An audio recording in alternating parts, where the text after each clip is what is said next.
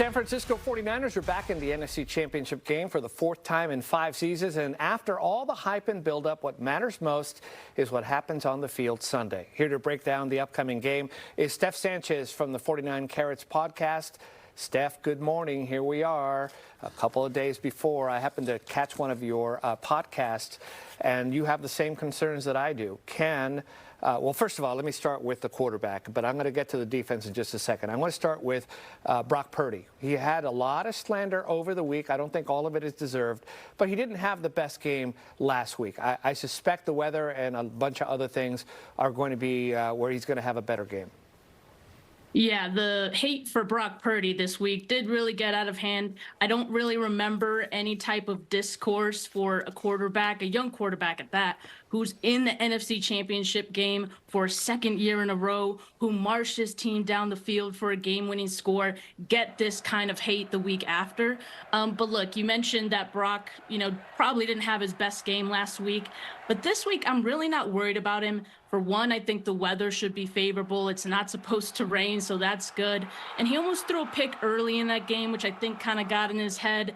But he was able to lock in, like I said, to get that game-winning drive together.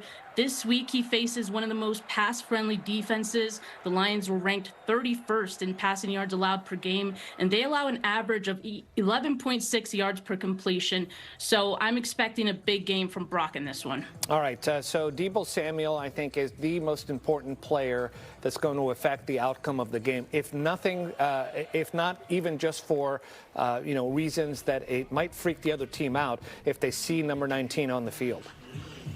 Yeah, in my mind, Sal, there's no way that Deebo Samuel misses this game. There were some clips from practice yesterday that surfaced. He was catching passes. He was running routes. At this point, it seems like it's a matter of pain tolerance for him. We're not really sure how much involvement he's going to get on game day, right? But even if he's a decoy, I think just him being out there is going to be a boost for this team. I have to ask you about the defense because that's been concerning. You guys were talking about it on your podcast that you have that I snuck into here. The defense, a lot of the defense has been having trouble setting the edge, and we've had, some of the defensive backs have had trouble with pass interference. What do you think is going to happen this week? How is Steve Wilks going to dial it up?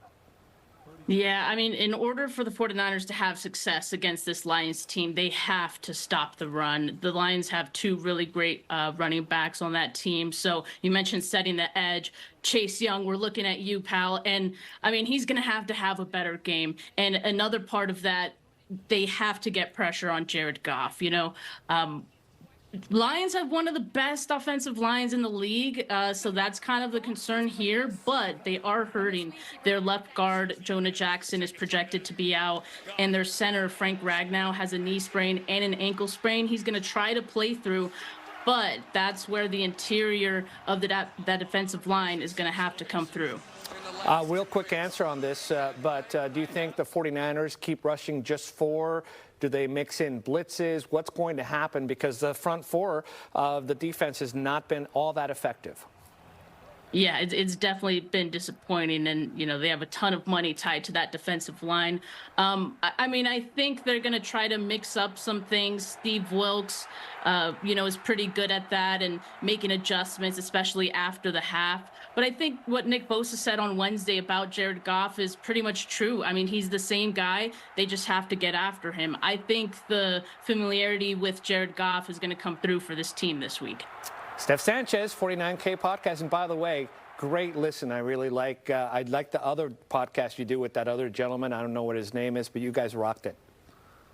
Thanks, Sal. Appreciate it. All right. Go Niners. Go Niners. Thanks for joining us. Let's go now. Steve has the weather, including the weather for the NFC Championship game. Sal, you and I need to do a podcast. I mean, why don't we do it? We should.